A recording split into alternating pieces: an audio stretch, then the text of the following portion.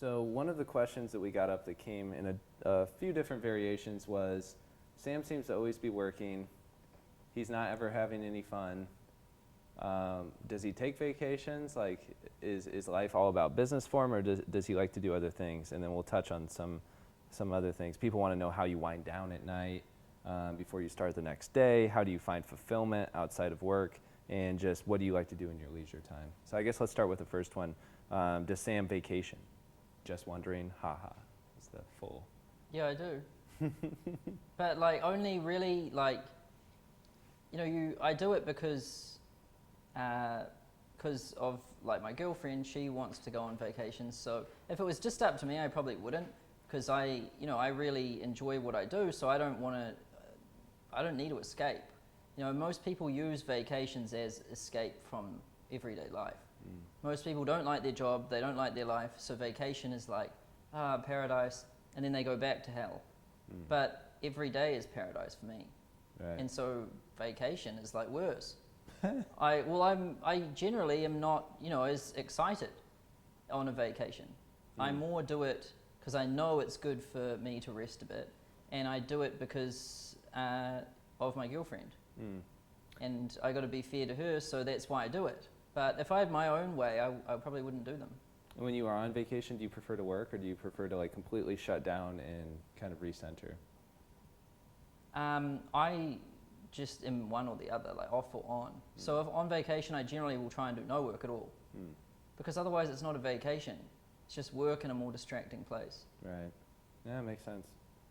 Cool. And then what do you do outside of vacation to kind of wind down at night? So when you get done at night, you have still a few hours left that you can do before you have to be in bed. What do you prefer to do with your time there? Well, it takes me 3 hours to get into the zone and 3 to get out. So, 3 to really get in and out, and like 2 to just kind of get in and kind of out. So like in the morning I have to, I wake up and then I go to the gym for like an hour and do exercise. Then I'll have a cold shower, then I'll have like breakfast, and then I'll do meditation, and that takes like 2 hours. And then I'll start working, and the first hour of work is like kind of ratcheting up towards like being right in the zone. And then I'll power through the day like in the zone. Then to get out at the end, it'll take about 1 hour of kind of winding down work, which is typically just making sure the key things are done for the day and creating my schedule and to-do list for the next day. And I'll do that. And then I'll go and I have to do something that's completely not work for at least 2 hours before I'll be able to go to sleep. If I just stopped work and then tried to go to sleep, nothing would happen. Yeah. And so I pretty much immediately have a cold shower, because that's a good way to like just snap out After of it. work's done for the day? Yeah. Okay. So I get... So you have one at the beginning and one at the end. Yeah, so it's good because they're on these like, there's like a signal to the body and the mind, like going in, going out. Mm-hmm. And so there's these two things which are there, and they're almost 12 hours apart, like on identical hours. So one happens at 8, one happens at like 8 or 9. So they're almost on perfect balance with each other. And that's really good because your brain and everything learns. So like it becomes like a ritual. Yeah. And that's a good way, but it still takes me longer. Then I'll have the cold shower, then I'll get into bed, and I won't touch any work. My phone goes on airplane mode and everything. And then if I'm not too tired, I'll read a book. But if I'm exhausted, I'll just watch like TV. And not TV, like I'll watch a movie on my laptop, or I'll watch like a documentary or a TV series. Nothing with ads in it or any like, nothing crazy like that. Only something which I'm purposefully watching because I want to, and I want to unwind. Got it. Why not ads? What would an ad do? They stimulate your brain. Like they're designed, all of these things are designed to like stimulate your brain. It's like, they're kind of like drugs. And so those are the last things you want when you're trying to like unplug and unwind. You can't have any of that stuff. And you don't want your phone buzzing, you don't want new stimulus coming into your world. So even if my phone goes on airplane mode the moment I have that cold shower. So if anyone has any crisis after that, I'm out. Like, you can't reach me. Right. Because you have to be like that if you want to unwind. If you read an email and you're like, oh, you're not going to be able to go to sleep. So you have to detach from everything. And then if you're purposefully watching something, then it's the way it happens with your brain. It's like, I'm going to watch that, then go to sleep. And then if you watch that and go to sleep, you've got control of like the situation. But if you watch TV where it has ads and people are flicking between channels, that messes the brain up, because it's like, it's changing and it's jumping and it's thinking, should I watch this new thing? Should I go that way? Should I go that way? They're actually stimulating their brain, and they're tempting themselves to watch like longer things and go into and do things which they didn't have the intention to do. So it's very important that like you say, I'm going to do this, and then go to sleep. Got it. And when you're watching movies before sleep, blue light blocking glasses or something else? No, I just have the Flux app on the computer. It just makes the screen like yellower, like it becomes like yellow or orange at night, which is good because that white light is supposed to like mess up your sleep. Right. Yep. What's the best documentary or series that you've seen in the last month? Best documentary. There's lots of good ones. I don't know about a clear absolute winner. Yeah. But I mean, the one that stuck out to me the most probably this year would be like watching the Michael Jordan documentaries. Just because he's so good. You showed me. Just because he's so good, you know there's some stuff, there's some learning there. Like, anyone who climbs to a level that high, if you look at their story and listen to what they did and everything and get to know the person, you're going to learn a lot. So that's typically like the higher the person is and the more they've achieved, the more you're going to learn if you start digging. Right. And so I started watching like all of his documentaries. Yeah, there was way more than I thought. You sent me like 12, and I was like, I didn't know this many existed on Michael Jordan. Yeah, and it's amazing what you learn by watching those things. He taught me a lot about like focus and not falling out of love of the game and falling for its distractions.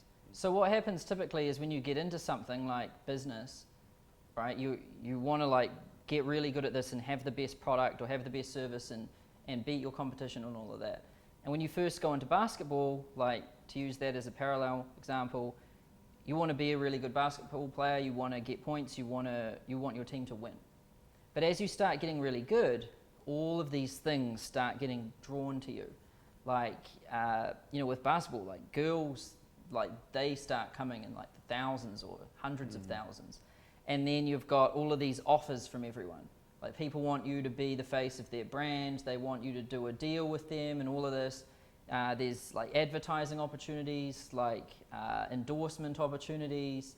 And then you've got all of these fans, social media, like, the public opinion, the news and the media and interviews, and all of this shit just starts like just swarming around you.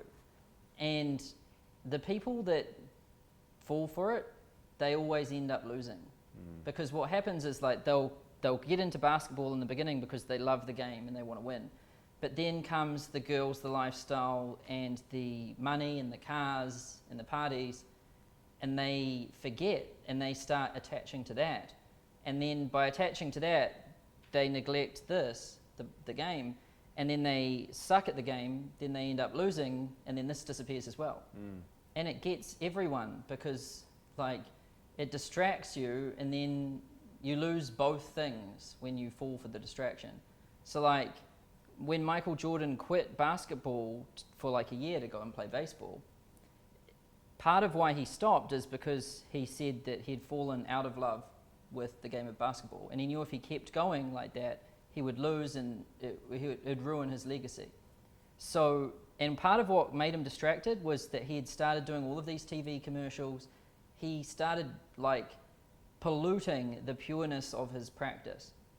So his practice used to be so pure, and now it had become polluted with all of this stuff, and he didn't like it anymore because of all of this. So he quit and then just started playing baseball. Then when he started to crave it again, he went back and then he won again. And so you've got to be careful not to fall for the distractions of your work, because the more money you make, the more money you've got to spend, and you don't want to fall in love with like buying things when your main goal is to get better at what you do. Right. That makes sense. And it took him from going like to baseball for a few years to realize that he actually did miss it. Or maybe when he went to baseball too, because I know that was like one of his old, like his first love was in sports was he thought maybe this is it, maybe I'll find more fulfillment in baseball than I would in basketball. But ultimately, yeah, I mean, that makes a complete sense of have you ever seen that in your life where you were like, you know, I don't think I am in love with this anymore, and then you left it alone for a little bit and you're like, oh yeah, I really was. Like, yeah, it's when you get burnt out, like quite a lot of the time, I'd say once every month or something, I'll just get kind of drained. And then I'll just decide like, all right, I'm just not going to work for like the next 2 days. And I'll just like lie on the couch and watch documentaries.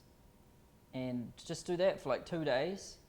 And then when it comes back, that feeling that I really want to work again, then I'll jump back into it. But you've got to be very careful that like, you learn when it is actually real versus like an illusion. But when you're starting out, it's always just an illusion. Like, you're not burnt out. Yeah. Because most people aren't doing anything. So it's just an illusion that they should rest in everything. Because it takes, it takes working like 15 hours a day for 30 days straight to really get even near fatigued and burnt out. So unless you've done that, then you know that you're falling for an illusion. Yeah, you have to have some sort of baseline to judge it. You have to know if it's real or not. Yeah. Got it. That makes sense. But that pretty much, fulfillment outside of work too. So you kind of touch on that, but just in general, like, what's fulfilling outside of work for you besides watching shows or reading? Just really just doing like nothing. Like, I don't have to, when I stop working, I don't really want to do an activity. I just want to like be, like, just have a conversation, just do whatever. I don't want to like fill it up with another like action thing, you know what I mean? But outside of work, like, my favorite things to do would probably be reading a book, like watching documentaries. I like things where you can cheat a little bit, like you can be relaxing and taking time off, but really you're learning and like you're getting better. So I like those ones. That's like books, documentaries, or just like socializing with people who, have good things to say. Then you're not just talking shit. Like, they've got good insights and they're doing interesting things themselves, because those are ways to recharge and learn at the same time. Yeah, that makes sense. Do you ever find motivation from going out from others and they're telling you about the things they're doing? Only if the person's really good. Like, if they've given everything for something, then they're generally good to talk to. But if they're just thinking about it, it's agonizing. And if the worst one is when it's fake, because that's just the worst. It totally depends how like dedicated someone is to their thing. Like, it doesn't even have to be business. That's why I look into sports a lot and athletes and all of this stuff, because it's all the same. They've just mastered something. They've mastered like a game, and business is pretty much a game.